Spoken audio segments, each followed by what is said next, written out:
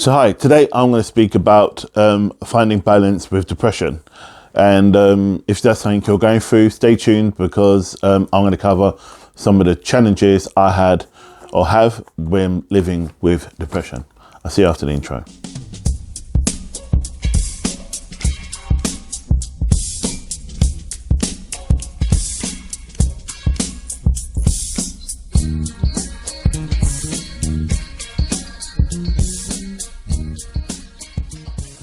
So welcome back to Narcissistic, where we learn together and we grow together in the sight of God. So my name's Jay.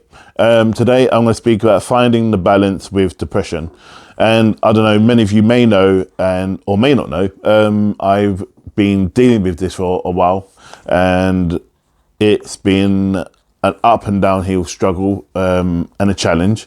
Obviously being spiritual and being very holistic, kind of balancing that lifestyle and also working full-time as well, and how that affects me there. But what I wanted to speak about was my own challenges, and even if some people, I know the reality is that some people don't, we just look at this, click on it and move on.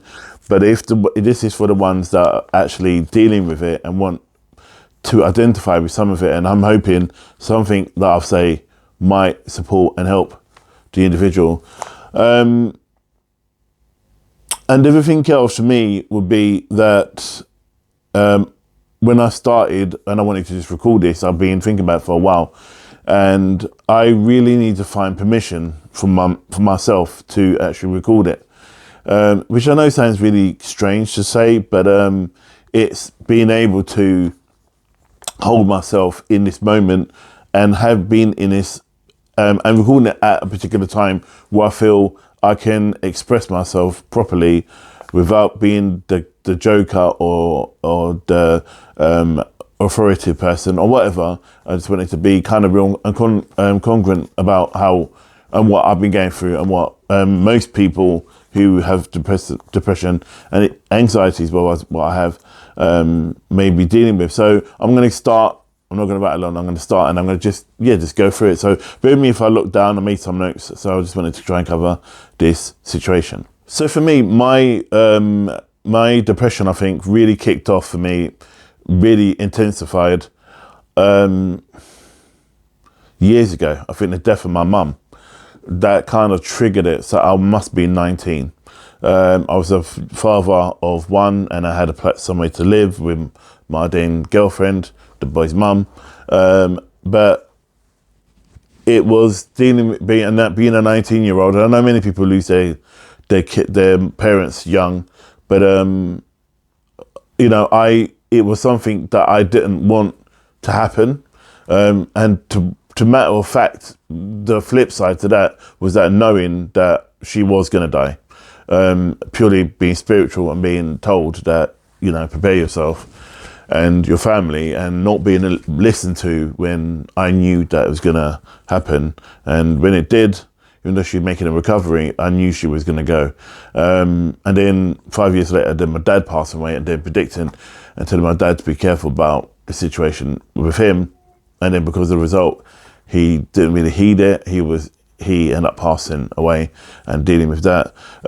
So it equals to my struggle, and hats off to my baby's mum. We were together for 19 years, and it was tough. It was really tough. No one say it was all doom and gloom for them years, because it wasn't. I mean, predominantly I was really, really happy. We were really, really happy. But then I think some life just got the better of me, I should say. And then obviously we split. Then I became really ill, seriously ill. I had a stroke and heart attack, as many of you know. That intensified it. My dyslexia got worse, and that intensified everything else. Though despite I was supported with like my brothers and my best mate, it was still happening to me. And living with the fear that I was only 36, dealing with an 80-year-old illness, having this heart which isn't working properly, and then having a stroke, which is obviously having a bleed on the brain. So that kind of, and then after that, there was no support from the government, no support from carers to a degree. There was no counselling offered. I was unemployed. I had nowhere to really live. I lived in a bedsit, and I couldn't afford to survive. My main survival was just to live and to find somewhere to get my own flat, and then to also get a new job and start living again, and obviously recovery. So anyway, without getting into all that, that's where it all. So my depression and anxiety, I had to put on a back burner. Whenever I got low moods, I just had to kind of switch off to it. But as I said today to someone, it still comes out further on down the line, and it sometimes comes out quite raw and tough, and it's something we need to deal with. So one of the big things for me was the fear of rejection. Now, my fear of rejection was that if I now try to gain or build relationships, because I'm single, build relationships, it's like I fear being rejected by family members, being rejected by friends, being rejected by even society to a degree. So you become a loner, and then you don't want to be invited. So when things like Christmases and birthdays come up, that is even more of a challenge to anyone who knows, one, who lives on their own, or two, who have depression or anxiety. They know that they get anxious about these times because they have to deal with the idea that they have to be in this social environment and be a certain way, because they don't want to be out of the circle, or be pointed at, or kind of like ridiculed to a degree. So it was tough.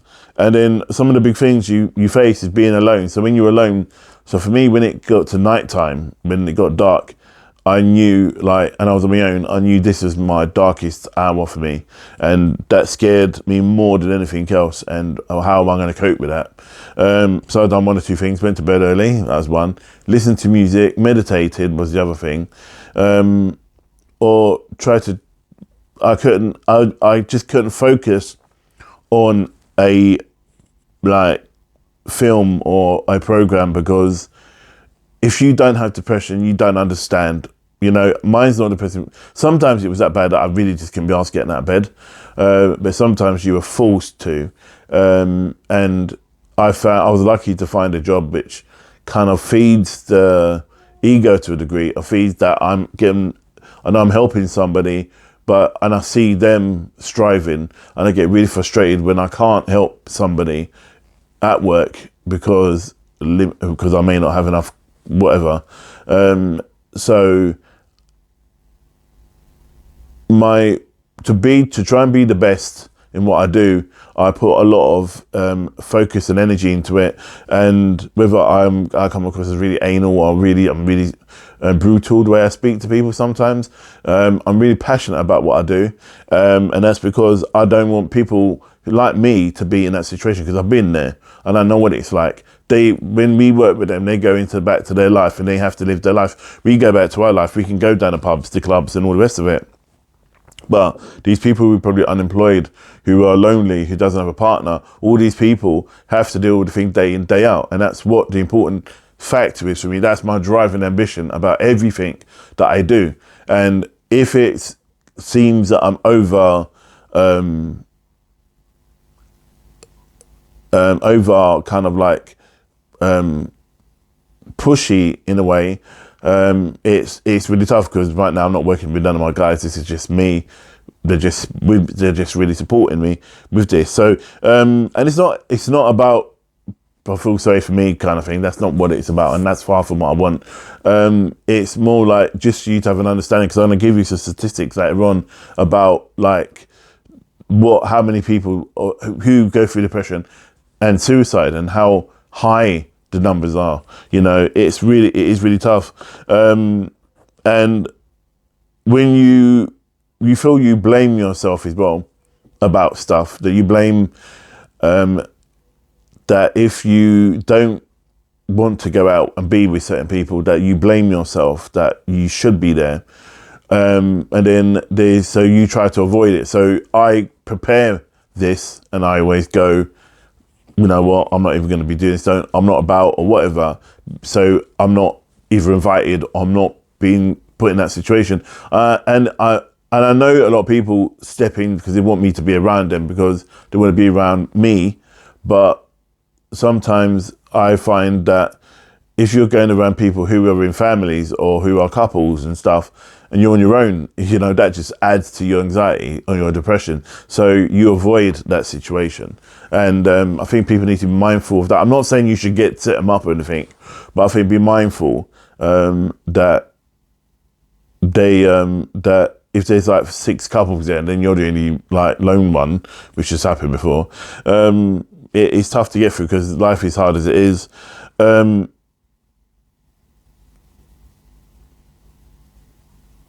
So sometimes I forget words like now I'm slowing because if I'm tired and if I'm not engaged, especially if I'm tired. I forget. I say words. I forget, and I forget. One is remembering my son's girlfriend's name. I keep getting the 2 names mixed up, and it's not me being being rude or anything or taking mickey. It's just that I can't place the names, and it is tough because I think sometimes that I'm just taking a piss, and it's not that. It is really, really hard sometimes to try and I just see a name and I say it, it's like 2 names. It could be like, I'm not going to say a name. So it could be Karen and Sharon. They're similar. So you just automatically go, oh, Karen. I know she's actually called Sharon. Do you know what I mean? That type of thing happens. And some people go, oh, it's like a run-of-the-mill thing with me, and it's not that I'm taking a piss or being kind of like anti anything. It's just that sometimes I just don't. It's just a part of what happened with me, because remember, I had a bleed on the brain, and a part of my brain is gone and no longer functions. So parts of it is overworking. So I try to make things a bit more easy for myself. And then sometimes in that scenario, I try to balance it all out by getting certain equipment which I've got to help me. And diaries is another thing. I have a lot of diaries. And my other big thing is, I think when you have depression, I don't know about anxiety, but mine's more depression, is I find it really hard to trust in relationships. It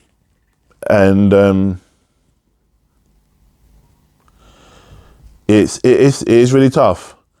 And when you're stuck in this valley of trusting people because you're dealing with issues about your depression, it's hard. It's hard to allow yourself to, to be vulnerable, to talk to people about what you're going through, and second, it's tough to try and open up about it to yourself. That you don't trust people because of the past. People abused or used you and things like that because they took advantage of your good nature, which believe me, it does happen. The other thing I find I do is, I don't know if some people with depression do it, you make friends to suit your moods. So when I'm in a good mood, I may have certain friends that I go and see. When I'm in a low mood, I have a certain friends I may talk to, or I don't talk to. So when these people see me, when it's like my birthday, which is interesting, when it's my birthday and we come together, for example, we celebrate my birthday together, and everyone's in the same room, they really find it hard to really identify why would I associate with these people, because they're more serious than they are, and I find myself being like joking and laugh, and I used to. I'm not so bad now because most of my friends know me, and they all know about the whole Socialisation, and I'm one big package. So I don't have one friend for this and one friend for that, but I used to, and that's one thing I think we do, and I think we should try to avoid that in that sense, because I don't know. I think sometimes it may be useful because you may need some people to help you through certain things. So, I mean, it's down to you. It's down to you. I'm just saying, from my point of view, I've kind of like have friends now who know me, and they know me as a whole. I don't have certain things for certain situations or needs. When I have, I don't know if it's called manic episodes. I don't know if that's the word. I literally feel like I'm losing control. I feel that I'm not in control of who I am, what I do. I feel I get really, really, really arced and pissed off when people move the goalposts, right? Not football goalposts. I mean, literally a process is in place and then it changes. I understand things change. I get that. But when you organize something and it's done, leave it as is. If it ain't broke, don't fix it. And when I'm tired, it's even worse. I'm really, really angry. I'm like off the rails, off the scales. And I find myself really being a kind of abrupt and rude, which I don't mean to be, but I get really irritated. And I got one person that I talk to at work, and they just know how to diffuse stuff for me, which is really, really cool. Actually, two people that know how to diffuse the situation, and hats off to them, because I know I can be a bit of a pain in the ass. And I find myself as well, when I'm in this, I talk about this manic state, because I think it is, to the degree, I don't give a shit. I don't give a shit. I put myself at risk, both emotionally, physically and sexually. So I find myself sometimes at parties where there's drugs. This is before, not now. And I find myself socializing with people I wouldn't normally socialize with, because they are not like me, and it's led me to become kind of dark sometimes back in the day, and really being annoyed and frustrated with myself and with people that I'm with, because I feel that they are not. It is just a buzz at the moment. Yeah, it's just a buzz. And when the buzz is gone and I'm still there, and I'm like thinking, what the fuck am I doing there? So I like leave, and then they're like, well, what's wrong with you? And I go, I just gotta go.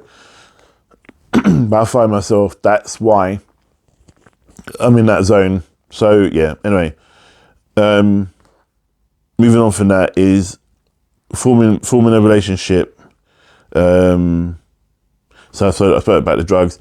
I find myself forming relationships with people that just don't give a shit about me, that just don't care and must. The other point I wanted to say is that I get into arguments in order to push people away. And I find myself, I do that quite a bit, even now. But sometimes people just fucking irritate me. Sometimes people are just really fucking stupid. So it's a word, but they are. And you're just like thinking, oh really? Just fuck off, leave me alone. And I find that when I'm in that situation, and I'm talking to people and I'm trying to explain stuff, and they're trying to fix it, and I'm going, just bloody listen. I've told you, I just need to. And they just don't fucking listen. And it really fucking pisses me off. Yeah. And then I feel like sometimes you feel like you're falling and you're sinking into a valley which you don't have no control over. And this place is dark, lonely, and sometimes I lay on the sofa about my duvet, and I just don't want to talk. I know sometimes my kids call or text me and I don't want to really answer, but I force myself to answer, because I force myself to answer because I don't want them to see me like this, if that makes any sense. So you just pretend. I remember being in counselling, I'm saying that there is, and I've done a video on this, the alpha male and the crying clown. So I force myself to be the lion, or the alpha lion, and but really I'm the crying clown. So I just go, how are things? Yeah, fine, I'm good, and I'll keep it really brief. But I don't really go into great detail, purely because I don't really want to explain myself to them, or see them see me like this. The other massive thing is, and this ties into people constantly going on about it, is my weight. When I'm really low, I eat shit. And then it's a catch-22 that if you train, then you won't eat bad. And then, you know, when you're alone, it takes effort to train. I'm making efforts now. I'm training again, which is really good, and I love it. I lost 2 stone now. So I've got another 3 to do. But also because I'm just waiting for Christmas to go by, and I know I'll be doing a lot of traveling, and there'll be a lot of work on, which was really good. It's about what I'm preparing myself was. That used to be my downfall, is when I'm out, and especially when you're at depression and you're out and you're working, I'm going to events and stuff. You find, let me go and grab a drive-through something or another. But what I'm preparing to do now is maybe, I don't know, have something which I can have on the go that is easy to eat, and you can fling in the back of the car when you're done, and then, you know, you don't have to do this drive-by one, and you save money. So that is the massive thing. And then it affects my emotions as well. So your emotions, you get really arced with people, and you're really pissed off with things. So yeah, that's some of the major things. The other thing is, well,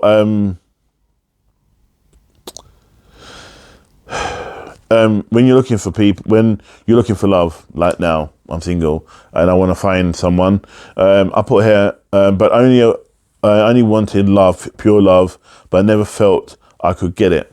And that is exactly it. And despite I talk to people and I read for people, and I can tell them about it. And now, yeah, I believe I can get it.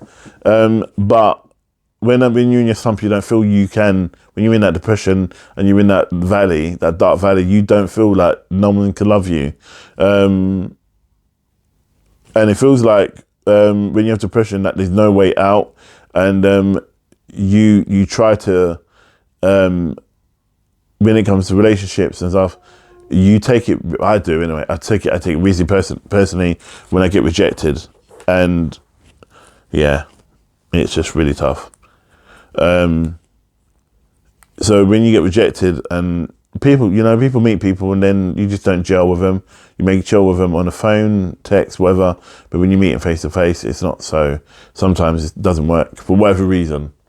But I massively, in a way, still do now, take it massively personally, or I go to the other spectrum and I go, that's their shit, and you know, day by day dealing with the demons, and still helping others. So I deal with demons as in my own inner demons, and like I don't have names for them, but I do have a type of energy, if that makes any sense. So I may be in a mood, and I may associate I'm in this mood, and I'm this person, and I don't know what thinking about it is, but when people have split personalities, when I go into a mood, I go, oh, I'm taking on the energy of whoever by name, and I name it so I know I can pull out from it. So I may go to boys, I feel like whatever, and then they get it. So yeah, that's some of the thing.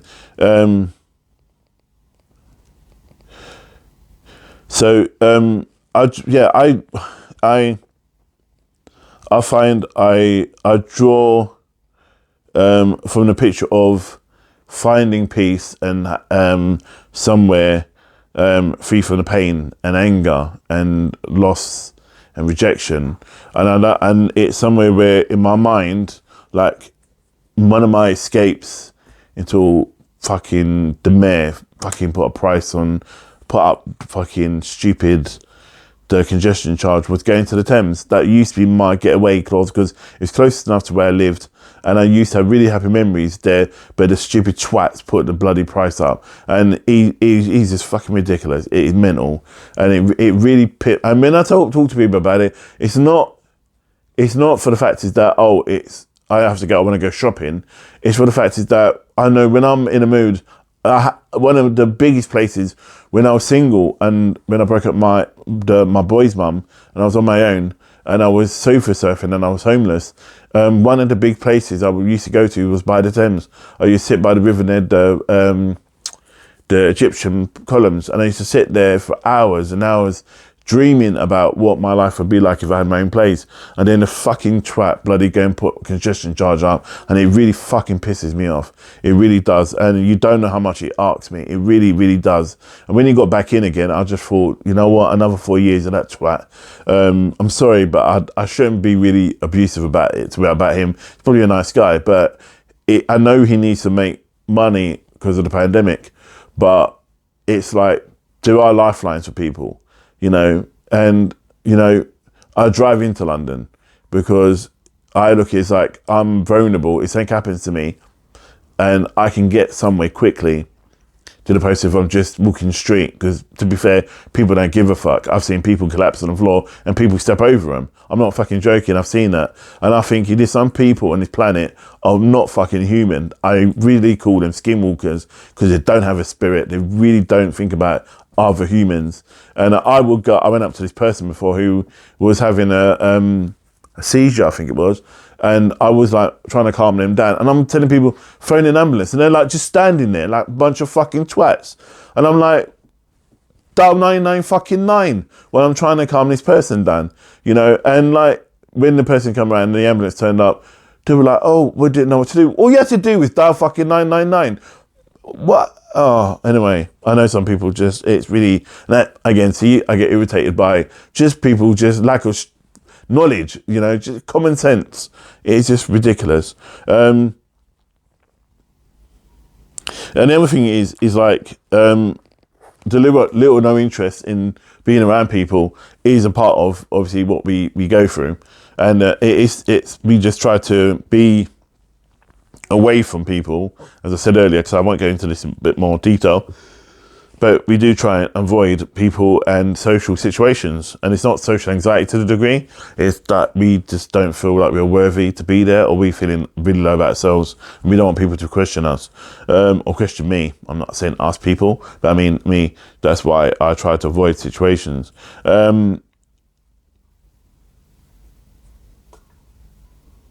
Yeah, so and my end of my last relationship, she basically ended it because I was going through a manic depression, and her lines were, I can't cope with you when you're going through this. You know what? I don't blame her, because you know what? But she should fucking live in my head. And then you know what? I don't blame her, because I know I'm a fucking awkward git when I'm there, and I have a temper. I'm not violent, but I have a temper. I'm never violent towards women or to men or anything, but I can really be really, really cold, and I know that, but that's just not me. It's my depression. But majority of the time, if you love me, I was 19 years, and majority of 19 years was good. For me, 6 years of my relationship was good, because, or 5 years, should say, 4 years was good, until she went weird. If whatever. But I wish her the best, but I'm fucking glad I'm out of it, because I knew she never really fucking loved me anyway. So, and that goes back to why I don't trust people, because people sometimes get into relationships for their own fucking means, and that really pisses me off.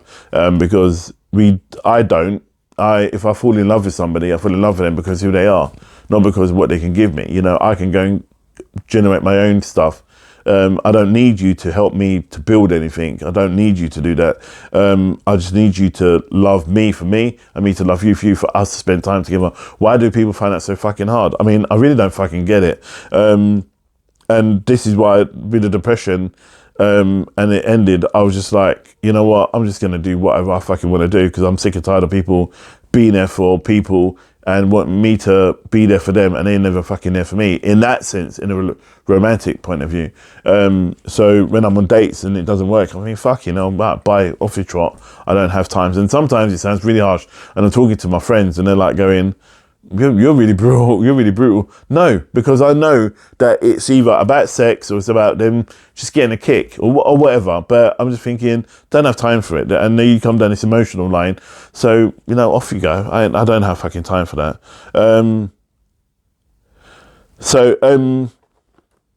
I removed certain people from my life because I felt like they were shit. And they were only there, and I kind of mentioned this earlier on, that they were only there for their own means. And I found I came across a lot of narcissistic people. Fucking can't stand them people, really don't. And I don't even want to get into where it all comes from because I don't really give a rat's ass. I think people should own their own shit because I do. And I will say, yeah, I made a mistake, or yeah, I put my hands up to that. But I think some people who sometimes can be in certain ways, have certain traits, don't own it, and then try to place the blame, and that really fucking irritates me. So in my depression, I try to not associate with people like that, and I just remove people like that. And it's bad enough dealing my demons in my head already, trying to be strong for myself and for friends who I really love and care about, to put up with these prats that fucking just need to just grow up. And I mean, like, they just need to just be an adult, because they just act like they're 5 years old. But on the positive spin, I know it sounds like I've been fucking moaning the whole time. I am blessed by amazing. I draw my strength and my love especially from friends and family, but especially from my boys. They are fucking legends. They are so powerful, and they give me such encouragement that it's unreal. So yeah, it's really powerful. So about it, yeah, I've just got a call from someone, so I just had to just quickly answer that. So anyway, moving on. Yeah, so I was saying about the kids. They're really inspiring and supportive, and they are being a massive catalyst. The other person that recently is my daughter-in-law, soon to be, she's mother of my grandson. We share a lot of similarities in the passions we like, and I draw a lot of. I like how sometimes she can be quite blunt, and I like that. She is good for my son. She's really good for my son, and vice versa. He doesn't do the wishy-washy, he just likes it straight down the line, and she does that, and they work together really well. But yeah, she's just, for my mind, she's awesome, and I draw a lot of love from her. She's really compassionate, really powerful, and she's an awesome mother. So this leads on to my grandson Jace, fucking a legend, and I keep going on about it, but he is just like my reason for now moving forward. I love my kids, obviously my boys, but they get what I mean when I say about Jace, because I think I'm replaced by Jace. Jace replaces everybody in the family, my line anyway, and he's coming to his own now. He's like 6 months and he's just shining. And I look at him and I'm like, when there's dark days and when people treat me like shite or whatever, I'm like, you know what? Fuck it. I'm blessed. And when things are tough, that I see that I've got him there, and I've got my little legacy there that's going on. So it's really cool. So that will get me in a really good mood, and building on the relationships. I know I don't have a strong relationship with my siblings, and there's no sugarcoating that. There just isn't, and I don't even want to even go there. I've never felt loved in my family. I never felt I belonged. Actually, not so loved, because I think I was loved, but I never felt I belonged. I think my brother, my closest brother, he's been there, but I feel like. And my other brother as well. But by and largely, is like I never felt I even belonged to the family. I never felt I even belonged to my parents. And I still find that I spent constantly, and I'm the youngest of 5, and the youngest always, by status, always seems to be trying to impress. But even now my parents have passed, I'm still trying to impress them, which is ridiculous. But I'm always trying to honour their memory, and they've been gone for 20 odd years now. And I'm always going to the cemetery, putting flowers down, putting plants there, and just trying to make it look decent. Saying I have to go and see them. But yeah, it is really awesome, and I think that's my stuff. But that's my go-to best, because obviously Carney's bloody screwed up the London, so I can't go to the Thames. That's my other place to go to, to just sit and think and work stuff out, because I think society and government seems to be shutting down places where people would go to just be, or they'll put a fucking price on it. It's fucking ridiculous. It really pisses me off. It really does. And as you must know that, you can tell by the way I'm talking. My faith, this isn't about my faith, because I don't want to bring my faith into this, because this isn't about my faith. This is about me. And though my faith is a massive part of me, obviously, as you know, because Karnak is, my faith has got me through a lot. And you know what? I can't even, God, my guys and all the rest of it, I can't even put into words how I feel about them. But above all, God himself, is like, in the darkest hours, so I never really felt alone, but yet I feel abandoned by humanity. But it's really, really hard to explain when you know that he's there, but you still feel abandoned. I think most people who have faiths and have depression will know what I'm talking about. But if you don't have much faith, you don't believe in it, and you have depression, I don't think you really understand what I mean. But I think I know what people understand what I'm saying, but if not, it's what it is. I've been silent for years about stuff, purely because, and I don't want to record anything, but I know, as I said earlier, some people might just click off, go off, and it doesn't really matter. I don't really care. It's fine. It's about the people that have depression, who can't cope, who feel like the world's coming to an end.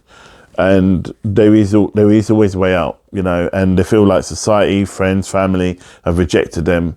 There's always a way out. And I just want to give some statistics. I mean, around the world alone, I'm just going to just read this.